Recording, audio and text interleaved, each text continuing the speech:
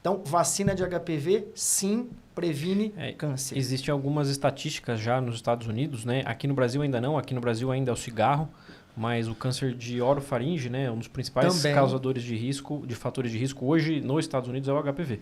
Exatamente. E aqui no Brasil ainda é o tabagismo, né, por questões culturais. E etilismo também. E o que eu falo, eu tendo muito HPV aqui no consultório, e às vezes os pacientes perguntam, doutor, vale a pena tomar vacina?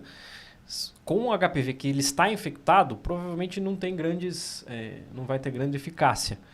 Mas, é o que eu costumo falar, tem mais de 200 subtipos do HPV. E a gente classifica alguns deles como alto risco e outros como baixo risco. E a gente não sabe se ele não vai ter contato no futuro com outro de alto risco. Então, acho que principalmente aqueles que não estão mais num relacionamento, que não estão em um relacionamento estável, né, que tem várias parceiras ou parceiros aí durante a vida, que vale a pena sim tomar a vacina do HPV. Sim. E outra vacina que é importante a gente citar aqui é a vacina para hepatite B, né? A hepatite B, para quem não sabe, ela pode causar cirrose e a cirrose pode aumentar o risco de carcinoma hepatocelular, que é o câncer de fígado, e de colangiocarcinoma, que é o tumor das vias biliares. Então, é outra vacina que é disponível para todo cidadão brasileiro, né? Inclusive aqueles que têm imunossupressão podem usar, porque não é uma vacina de vírus vivo, é uma vacina de um substrato capsular do vírus. Então, é outra vacina que deve ser indicada e que tem a possibilidade de prevenir câncer no futuro.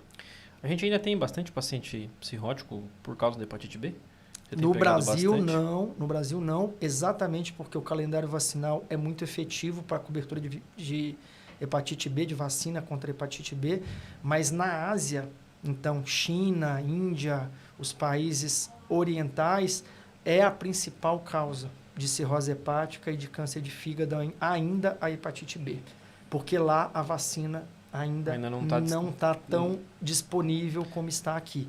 Então, orientação para quem está nos ouvindo, se você não foi vacinado, procure o seu médico e discuta com ele a possibilidade de receber essa vacina, porque desde de criança, adulto, idoso, pode tomar e quase nunca há nenhum tipo de contraindicação para ela. São 3 doses, né? Se eu não me engano, da hepatite 3, B. às vezes é necessário 4 e depois você tem que testar para ver se o paciente soro converteu, então se ele criou imunidade contra o vírus, e se não houver tido imunidade, dá para repetir.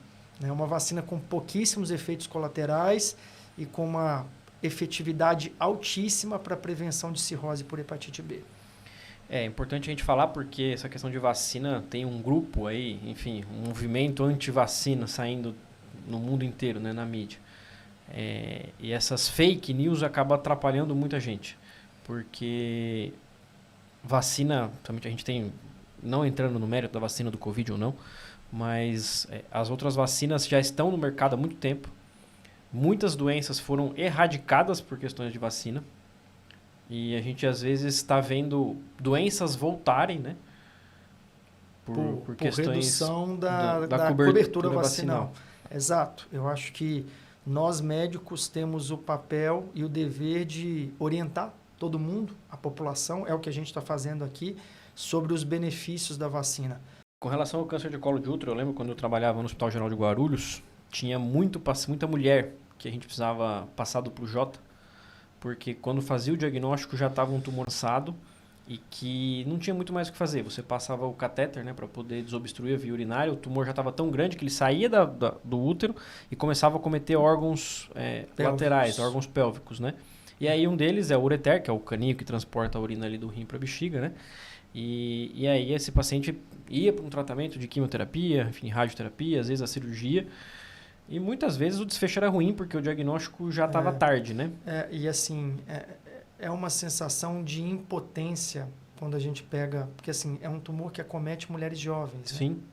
Então, às vezes você vê uma moça de 30 anos, mãe de 2, 3 bebês pequenos, crianças pequenas, com uma doença super avançada, como você está citando, e você pensa... Poxa, dava para prevenir. Isso aqui era prevenível, não era para estar morrendo por causa disso, entendeu? Não era para estar internada por causa disso, não era para precisar do duplo J, para ter fístula, ter dor, sangramento, etc., que é o que acontece, né? Isso é muito triste. E é isso que a vacina vai evitar. Eu acredito que se a gente conseguir uma cobertura vacinal alta para HPV na geração atual, na geração dos nossos filhos, quando a gente tiver idoso, câncer de colo de útero no Brasil vai ser raro, vai ser pouco frequente. A exemplo do que acontece hoje, por exemplo, nos países ricos, né, onde a incidência é muito mais baixa, porque a cobertura vacinal e os exames preventivos são muito melhores realizados. Então, é torcer para isso acontecer, para a gente não ter que lidar com doenças que eram potencialmente evitáveis e que se tornaram super avançadas, piorando, né, a qualidade de vida e levando pessoas à morte que poderia ser evitado. Poderia ser evitado. Né? A gente fala muito de tentar fazer diagnóstico precoce, né? A gente fala isso muito a prevenção secundária, né? Que é você fazer o diagnóstico de um câncer quando ele ainda tem uma possibilidade de cura maior. Com relação ao câncer de colo de útero especificamente, com essa questão da vacina, já entra numa prevenção primária, não deixar o câncer surgir. Exato. Exatamente. Então, a gente tem, até se você quiser comentar, se existem alguns outros tipos de cânceres onde isso pode ser feito, né? Essa prevenção primária, onde não deixar o câncer, né? Porque depois que o câncer surgiu, o tratamento, dependendo muito das fases, ele acaba sendo um pouco mais agressivo. Exato. Mas se a gente conseguir evitar que o câncer apareça, e no episódio anterior a gente falou sobre isso com a doutora Nara, sobre o câncer de pele, eu acho que se você quiser falar também, o uso do protetor solar, acaba sendo uma prevenção primária para o desenvolvimento de câncer. Assim, Thiago, eu acho que a prevenção primária, né, ela é a chave para que a gente consiga reduzir a incidência não só de câncer, mas de várias doenças que são responsáveis por alta mortalidade no mundo inteiro.